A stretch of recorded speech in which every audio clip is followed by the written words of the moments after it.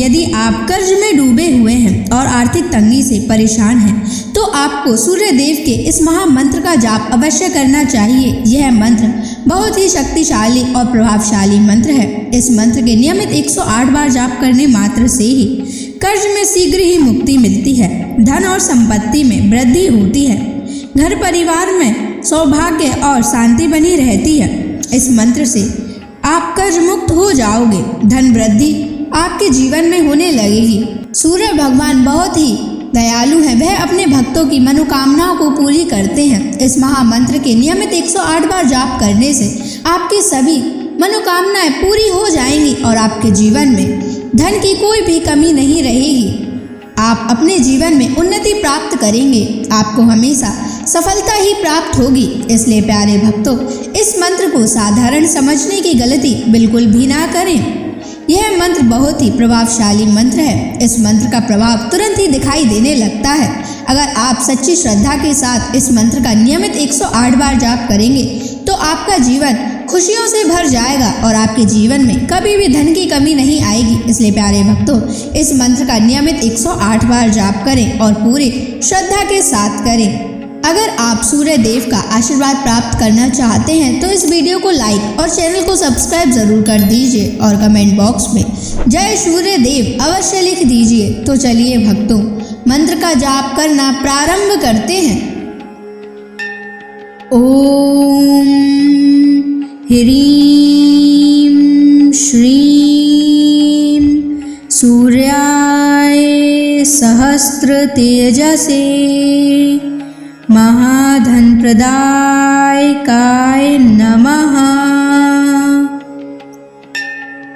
ओम ह्रीं श्रीं सूर्याय सहस्र तेजसे महाधन प्रदायकाय नमः।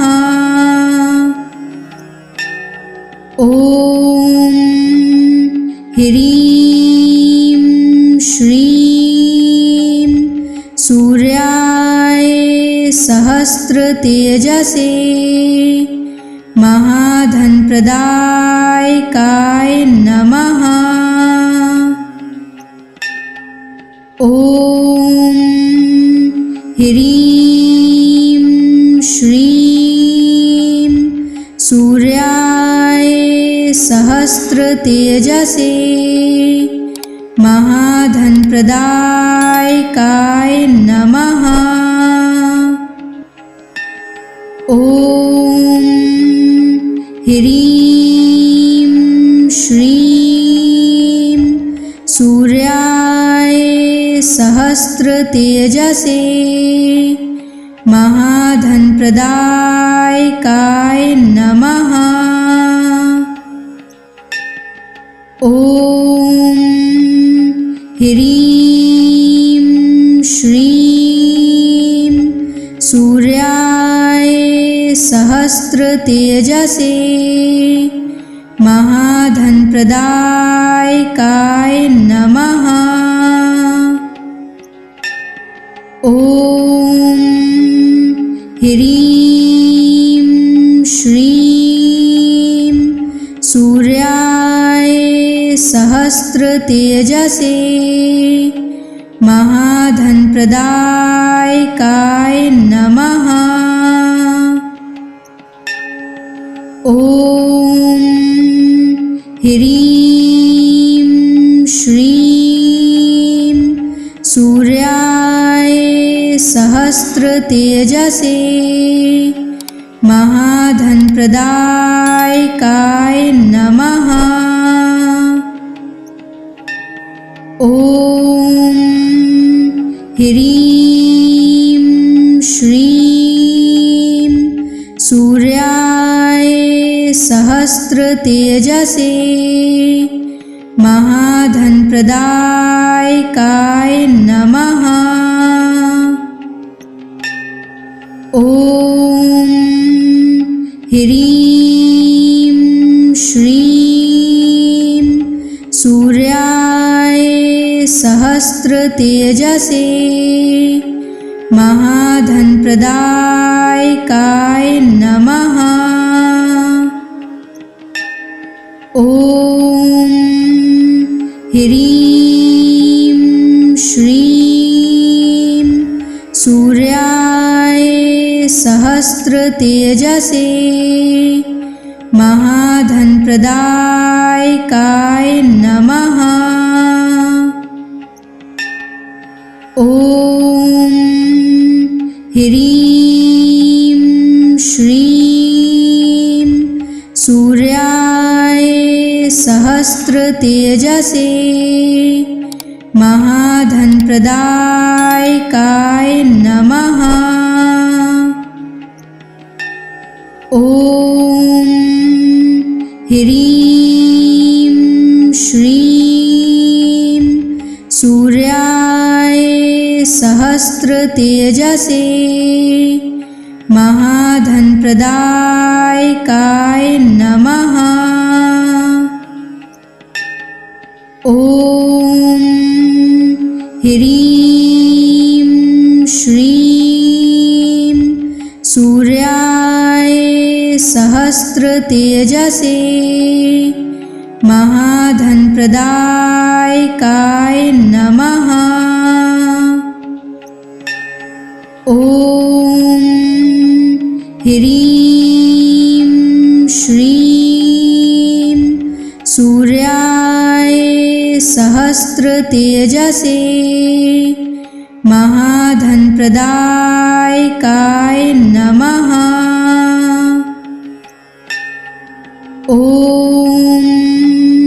ह्रीं श्रीं सूर्याय सहस्रतेजसे महाधनप्रदायकाय नमः।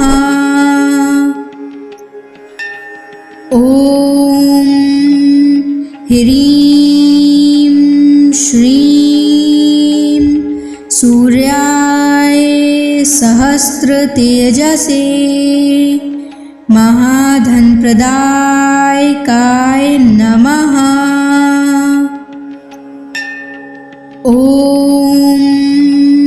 ह्रीं श्रीं सूर्याय सहस्रतेजसे महाधनप्रदायकाय नमः। ॐ ह्रीं श्रीं सूर्याय सहस्रतेजसे महाधनप्रदायकाय नमः। ॐ ह्रीं श्रीं सूर्याय सहस्रतेजसे महाधनप्रदायकाय नमः। ॐ ह्रीं श्रीं सूर्याय सहस्रतेजसे महाधनप्रदायकाय नमः। ॐ ह्रीं श्रीं सूर्याय सहस्रतेजसे महाधनप्रदायकाय नमः। ॐ ह्रीं श्रीं सूर्याय सहस्रतेजसे महाधनप्रदायकाय नमः। ॐ ह्रीं श्रीं सूर्याय सहस्रतेजसे महाधनप्रदायकाय नमः। ॐ ह्रीं श्रीं सूर्याय सहस्रतेजसे महाधनप्रदायकाय नमः। ॐ ह्रीं श्रीं सूर्याय सहस्रतेजसे महाधनप्रदायकाय नमः। ॐ ह्रीं श्रीं सूर्याय सहस्रतेजसे महाधनप्रदायकाय नमः। ॐ ह्रीं श्रीं सूर्याय सहस्रतेजसे महाधनप्रदायकाय नमः। ॐ ह्रीं श्रीं सूर्याय सहस्रतेजसे महाधनप्रदायकाय नमः। ॐ ह्रीं श्रीं सूर्याय सहस्रतेजसे महाधनप्रदायकाय नमः। ॐ ह्रीं श्रीं सूर्याय सहस्रतेजसे महाधनप्रदायकाय नमः। ॐ ह्रीं श्रीं सूर्याय सहस्रतेजसे महाधनप्रदायकाय नमः। ॐ ह्रीं श्रीं सूर्याय सहस्रतेजसे महाधनप्रदायकाय नमः। ॐ ह्रीं श्रीं सूर्याय सहस्रतेजसे महाधनप्रदायकाय नमः। ॐ ह्रीं श्रीं सूर्याय सहस्रतेजसे महाधनप्रदायकाय नमः। ॐ ह्रीं श्रीं सूर्याय सहस्रतेजसे महाधनप्रदायकाय नमः। ॐ ह्रीं श्रीं सूर्याय सहस्रतेजसे महाधनप्रदायकाय नमः। ॐ ह्रीं श्रीं सूर्याय सहस्रतेजसे महाधनप्रदायकाय नमः। ॐ ह्रीं श्रीं सूर्याय सहस्रतेजसे महाधनप्रदायकाय नमः। ॐ ह्रीं श्रीं सूर्याय सहस्रतेजसे महाधनप्रदायकाय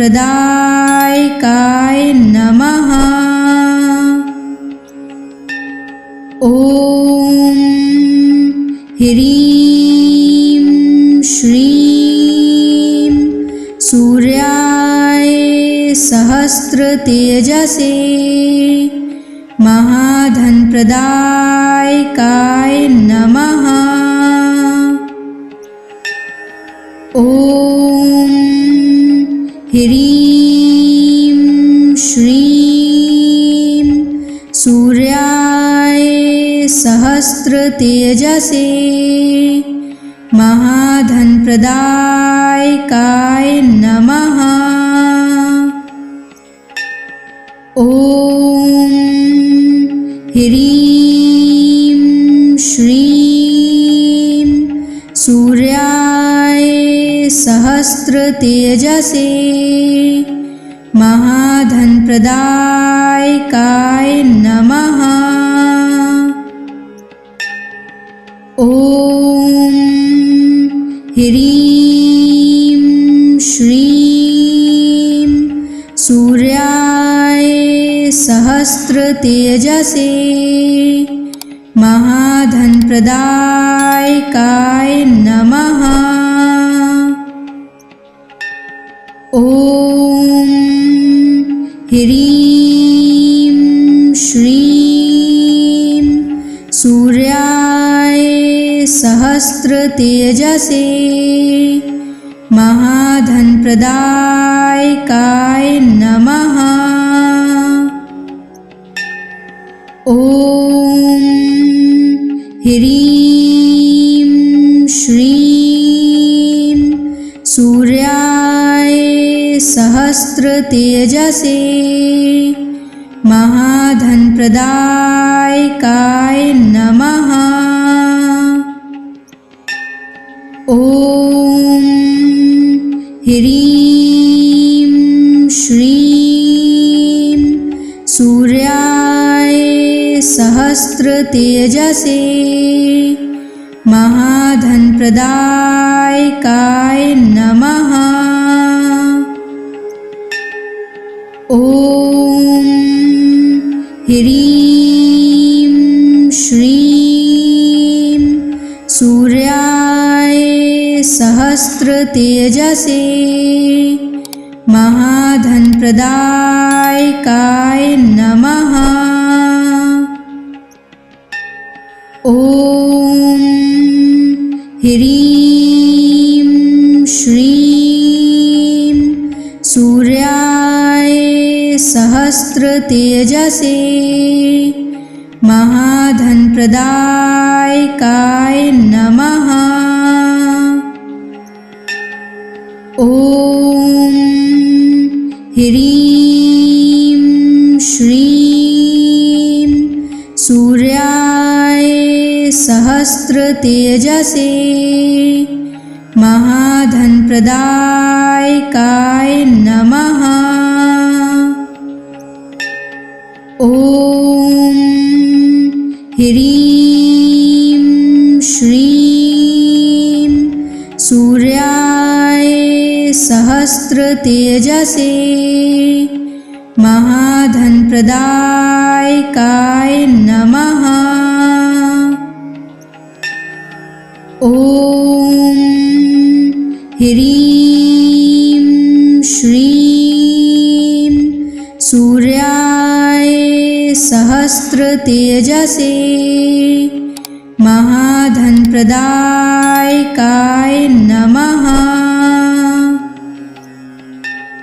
ॐ ह्रीं श्रीं सूर्याय सहस्रतेजसे महाधनप्रदायकाय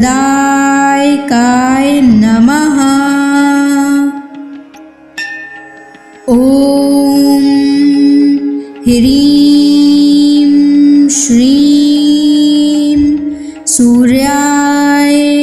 सहस्र तेजसे महाधन प्रदायकाय नमः।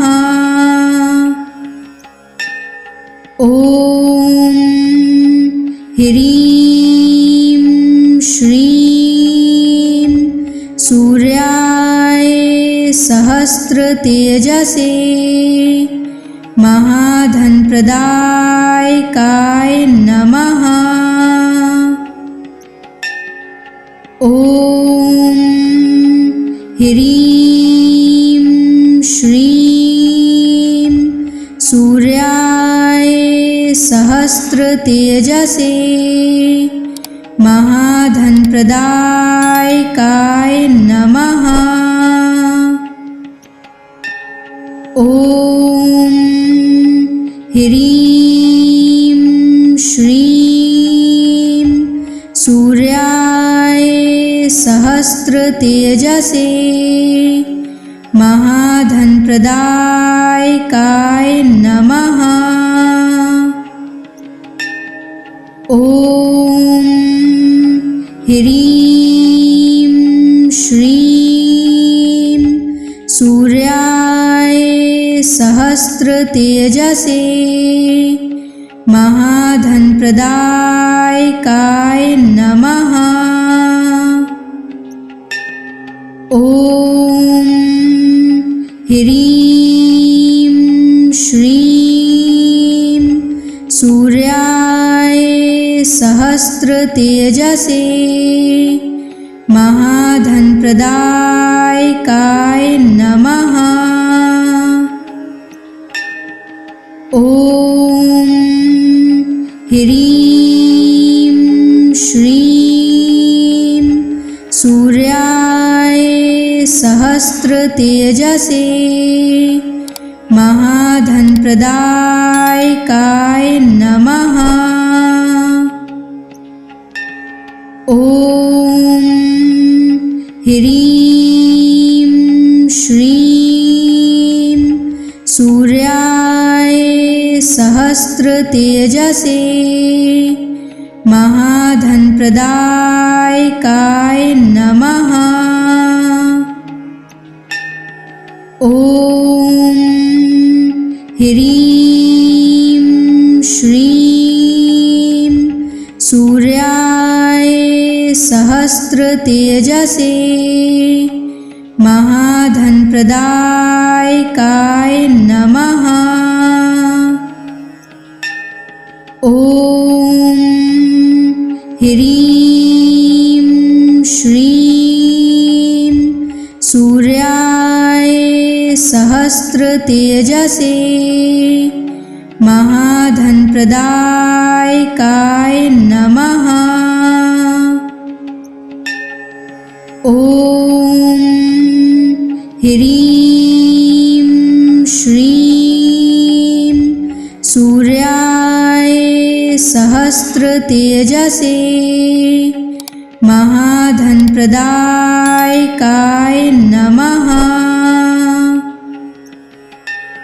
ओम ह्रीं श्रीं सूर्याय सहस्र तेजसे महाधन प्रदायकाय नमः। ओम ह्रीं श्रीं सूर्याय सहस्र तेजसे महाधन प्रदायकाय नमः। ओम ह्रीं श्रीं सूर्याय सहस्र तेजसे महाधन प्रदायकाय नमः। ओम ह्रीं श्रीं सूर्याय सहस्र तेजसे महाधन प्रदायकाय नमः। ॐ ह्रीं श्रीं सूर्याय सहस्रतेजसे महाधनप्रदायकाय नमः। ॐ ह्रीं श्रीं सूर्याय सहस्रतेजसे महाधनप्रदायकाय नमः। ॐ ह्रीं श्रीं सूर्याय सहस्रतेजसे महाधनप्रदायकाय नमः। ॐ ह्रीं श्रीं सूर्याय सहस्रतेजसे महाधनप्रदायकाय नमः। ॐ ह्रीं श्रीं सूर्याय सहस्रतेजसे महाधनप्रदायकाय नमः। ॐ ह्रीं श्रीं सूर्याय सहस्रतेजसे महाधनप्रदायकाय नमः। ॐ ह्रीं श्रीं सूर्याय सहस्रतेजसे महाधनप्रदायकाय नमः। ॐ ह्रीं श्रीं सूर्याय सहस्रतेजसे महाधनप्रदायकाय नमः। ॐ ह्रीं श्रीं सूर्याय सहस्रतेजसे महाधनप्रदायकाय नमः। ॐ ह्रीं श्रीं सूर्याय सहस्रतेजसे महाधनप्रदायकाय नमः। ॐ ह्रीं श्रीं सूर्याय सहस्रतेजसे महाधनप्रदायकाय नमः। ॐ ह्रीं श्रीं सूर्याय सहस्रतेजसे महाधनप्रदायकाय नमः। ॐ ह्रीं श्रीं सूर्याय सहस्रतेजसे महाधनप्रदायकाय नमः। ॐ ह्रीं श्रीं सूर्याय सहस्रतेजसे महाधनप्रदायकाय नमः। ॐ ह्रीं श्रीं सूर्याय सहस्रतेजसे महाधनप्रदायकाय नमः। ॐ ह्रीं श्रीं सूर्याय सहस्रतेजसे महाधनप्रदायकाय नमः। ॐ ह्रीं श्रीं सूर्याय सहस्रतेजसे महाधनप्रदायकाय नमः। ॐ ह्रीं श्रीं सूर्याय सहस्रतेजसे महाधनप्रदायकाय नमः।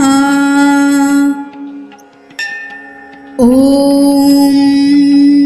ह्रीं श्रीं सूर्याय सहस्रतेजसे महाधनप्रदायकाय नमः। ॐ ह्रीं श्रीं सूर्याय सहस्रतेजसे महाधनप्रदायकाय नमः। ॐ ह्रीं श्रीं सूर्याय सहस्रतेजसे महाधनप्रदायकाय नमः। ॐ ह्रीं श्रीं सूर्याय सहस्रतेजसे महाधनप्रदायकाय नमः। ॐ ह्रीं श्रीं सूर्याय सहस्रतेजसे महाधनप्रदायकाय नमः। ॐ ह्रीं श्रीं सूर्याय सहस्रतेजसे महाधनप्रदायकाय नमः। ॐ ह्रीं श्रीं सूर्याय सहस्रतेजसे महाधनप्रदायकाय नमः। ॐ ह्रीं श्रीं सूर्याय सहस्रतेजसे महाधनप्रदायकाय नमः। ॐ ह्रीं श्रीं सूर्याय सहस्रतेजसे महाधनप्रदायकाय नमः। ॐ ह्रीं श्रीं सूर्याय सहस्रतेजसे महाधनप्रदायकाय नमः। ॐ ह्रीं श्रीं सूर्याय सहस्रतेजसे महाधनप्रदायकाय नमः। ॐ ह्रीं श्रीं सूर्याय सहस्रतेजसे महाधनप्रदायकाय नमः। ॐ ह्रीं श्रीं सूर्याय सहस्रतेजसे महाधनप्रदायकाय नमः। ॐ ह्रीं श्रीं सूर्याय सहस्रतेजसे महाधनप्रदायकाय नमः। ॐ ह्रीं श्रीं सूर्याय सहस्रतेजसे महाधनप्रदायकाय नमः। ॐ ह्रीं श्रीं सूर्याय सहस्रतेजसे महाधनप्रदायकाय नमः। ॐ ह्रीं श्रीं सूर्याय सहस्रतेजसे महाधनप्रदायकाय नमः। ॐ ह्रीं श्रीं सूर्याय सहस्रतेजसे महाधनप्रदायकाय नमः। ॐ ह्रीं श्रीं सूर्याय सहस्रतेजसे महाधनप्रदायकाय नमः। ॐ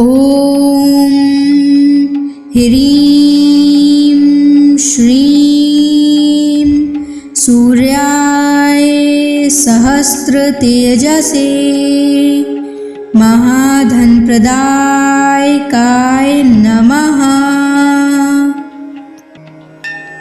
ॐ ह्रीं श्रीं सूर्याय सहस्रतेजसे महाधनप्रदायकाय नमः। ॐ ह्रीं श्रीं सूर्याय सहस्रतेजसे महाधनप्रदायकाय नमः। ॐ ह्रीं श्रीं सूर्याय सहस्रतेजसे महाधनप्रदायकाय नमः। ॐ ह्रीं श्रीं सूर्याय सहस्रतेजसे महाधनप्रदायकाय नमः। ॐ ह्रीं श्रीं सूर्याय सहस्रतेजसे महाधनप्रदायकाय नमः। ॐ ह्रीं श्रीं सूर्याय सहस्त्र तेजसे महाधन प्रदायकाय